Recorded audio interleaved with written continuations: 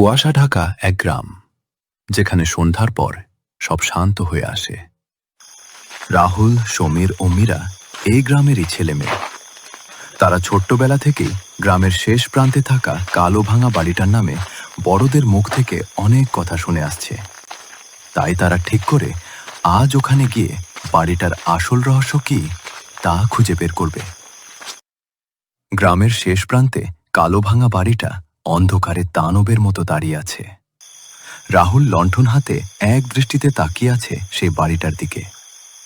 সমীর চিন্তিত গলায় বলল, ভাই রাহুল, এই বাড়িটা নিয়ে লোকের মুখে অনেক কথা শোনা যায়। হ্যাঁ, রাতে নাকি কান্নার শব্দ ভেসে আসে এই বাড়িটার ভেতর দিয়ে। তাই বলছি, আমাদের কি ভেতরে যাওয়াটা ঠিক হবে? রাহুলের চোখে ভয় আর কৌতূহল মিশে যায়।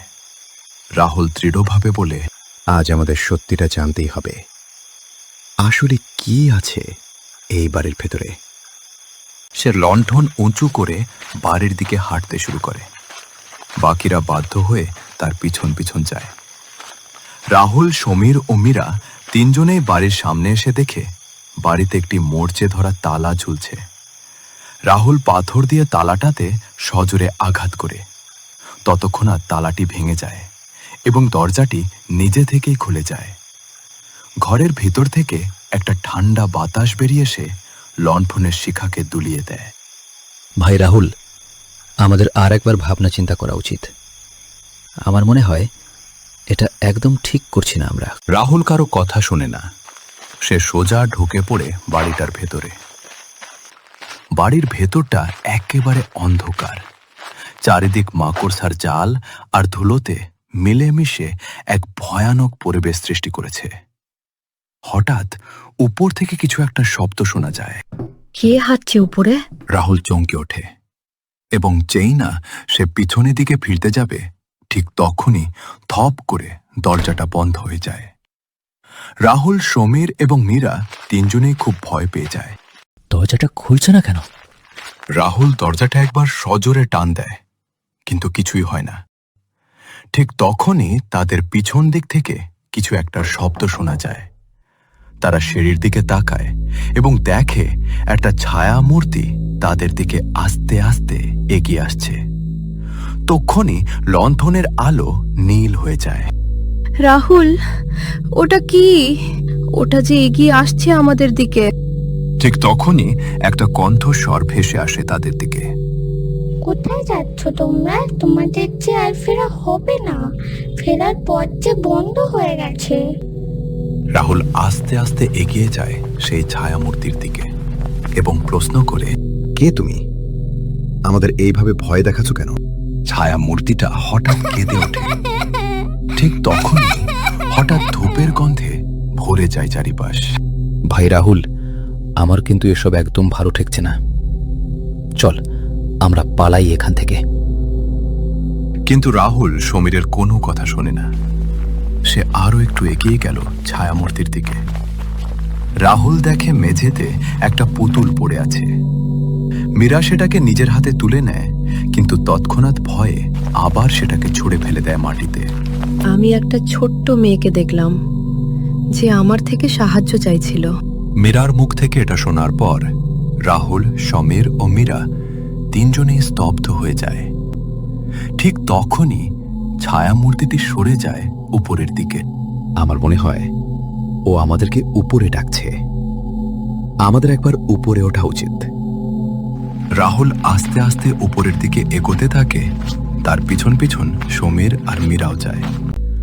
ওপরে একটা লম্বা করিডর, যার দুদিকে রয়েছে বহু বন্ধ দরজা। তার মধ্যে একটা দরজায় আঁচড় কাটা এবং কি যেন একটা লেখা রয়েছে।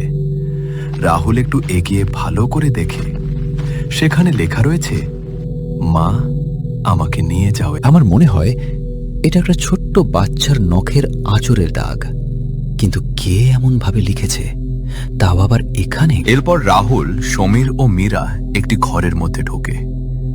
ঠিক তখনই ঘরের থাকা সিন্দুক নিজে থেকে খুলে যায় এবং একটি চিঠি বেরিয়ে আসে তার মধ্যে থেকে। রাহুল সেই চিঠি নিজের হাতে তুলে পড়তে শুরু করে।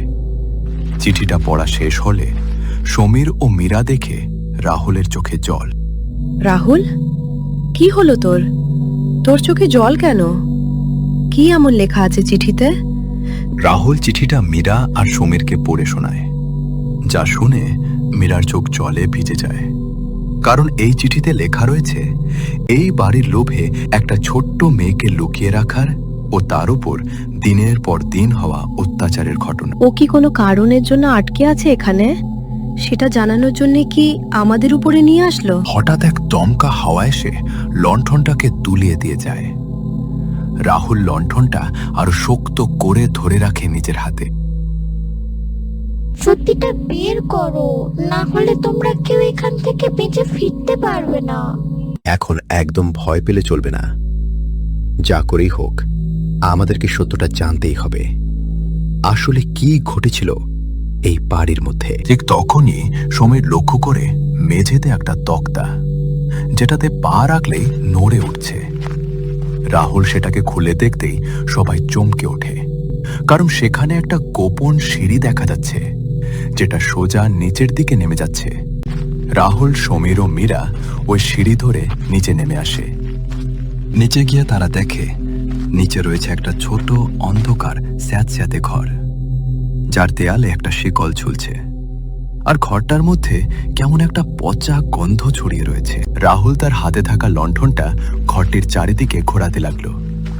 ঠিক তখনই তাদের চোখের পড়ে ওই ঘরের এক কোণে একটি খাঁচা। রাহুল একটু এগিয়ে যায় খাঁচাটার দিকে এবং সে দেখতে পায় সেই খাঁচার ভিতর একটি ছোট্ট বাচ্চার কঙ্কাল। সে ভয়ে পিছিয়ে আসে। তখনই সমীর লক্ষ্য করে সেই খাঁচার আশেপাশে কিছু ভাঙা চুড়ি। তা দেখে সকলে বুঝতে পারে এটা একটি ছোট্ট মেয়ের কঙ্কাল। রাহুল ওই ভাঙা চুড়িগুলো নিজের হাতে তুলে নেয়। ঠিক তখনই ছায়ামূর্তিটি আবার তাদের সামনে এসে দাঁড়ায়। তার চোখে গভীর দুঃখ লক্ষ্য করে রাহুল। তৎক্ষণাৎ মীরা ওই ছায়ামূর্তিটিকে প্রশ্ন করে, তোমাকে কি এই ঘরের মধ্যে আটকে রাখা হয়েছিল? কে তোমাকে আটকে রেখেছিল? ছোট্ট ছায়ামূর্তিটি মাথা নাড়ে আর ইশারা করে ঘরের একটি দেয়ালের দিকে। রাহুল এগিয়ে যায় সেই দেয়ালের দিকে এবং হাত বাড়ায়। সেই দেয়ালের পুরনো ইটের ফাঁকে লুকানো রয়েছে একটি বাক্স। রাহুল ইট সরিয়ে বাক্সটি বের করে এবং সেই বাক্সটি খুলতেই সবাই অবাক। মীরা প্রশ্ন করে, এগুলো কি?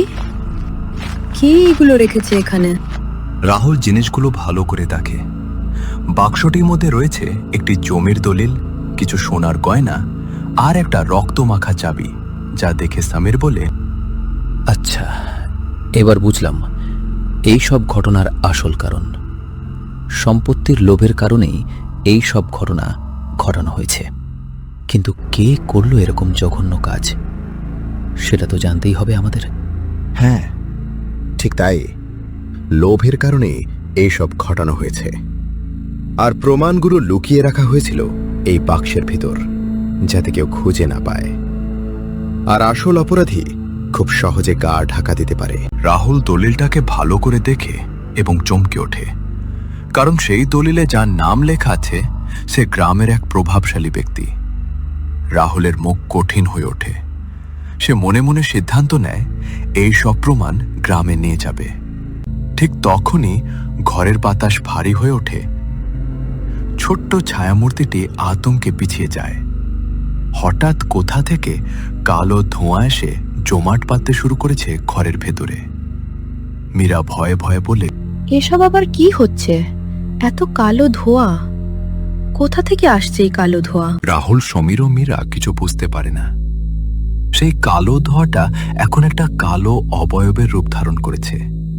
রাহুল দেখে সেই ছোট্ট ছায়ামূর্তিটি ঘরের এক কোণে দাঁড়িয়ে আছে। রাহুল এগিয়ে যায় তার দিকে। ততক্ষণে কালো অবয়বটি ঘরের মাঝখানে ঘুরপাক খেতে শুরু করেছে। রাহুল, সমীর, মীরা কিছু বুঝে ওঠার আগেই লণ্ঠনটা নিভে যায়। সারা ঘর অন্ধকার হয়ে যায়। রাহুল মনে মনে বলে, এই চাবিটা নিশ্চয়ই কোনো তালার চাবি। আমাকে খুঁজে বের করতেই হবে সেই তালাটাকে। রাহুল অন্ধকারে হাতড়াতে হাতড়াতে একটি লোহার ছোট দরজার মতো কিছু খুঁজে পায় এবং তাড়াতাড়ি সেই রক্তমাখা চাবি ঘুরিয়ে সেটাকে হালকা করে খোলে। তালা খুলতেই রাহুল দেখে ভেতরে আরো একটি ছোট্ট ঘর, যেখান থেকে হালকা আলোর আভা বের হচ্ছে। সেই আলো বেরোতেই কালো অবয়ব কি ছটফট করতে শুরু করে এবং পিছিয়ে যায়। ঠিক তখনই ছায়া মেয়েটি তার আসল রূপে রাহুল, সমীর ও মীরা সামনে আসে। তার মুখের এক শান্তি দেখা যায়। রাহুল, সমীর ও মীরা লক্ষ্য করে এই ঘরটি আসলে একটি ছোট্ট মন্দিরের মতো কিছু একটা, যেখানে রাখা রয়েছে একটা জ্বলন্ত প্রদীপ। আর সেই আলোটি ছিল এই প্রদীপের শিখা। রাহুল, সমীর ও মীরা এই মন্দিরের দিকে তাকিয়ে প্রণাম করে এবং রাহুল বলে, এই ঘটনা সবার জানা দরকার। ঠিক তখনই ছায়া মেয়েটি আস্তে আস্তে পিছুতে শুরু করে এবং মিলিয়ে যায়। সমীর ও মীরা দেখে সিঁড়ির উপরের দরজা দিয়ে হালকা আলো আভা ঘরে ঢুকছে। তৎক্ষণাৎ রাহুল, সমীর ও মীরা উপরে উঠে আসে। রাহুলের হাতে রয়েছে ওই পুরনো বাক্সটি, যেটা সে গ্রামবাসীদের প্রমাণ স্বরূপ। তারা উপরে আসতেই লক্ষ্য, বাইরে ভোরের আলো ছড়িয়ে পড়েছে চারিদিকে এবং বাতাসের মধ্যে রয়েছে এক অন্যরকম শান্তি। তারা তৎক্ষণাৎ গ্রামের দিকে যেতে শুরু করে।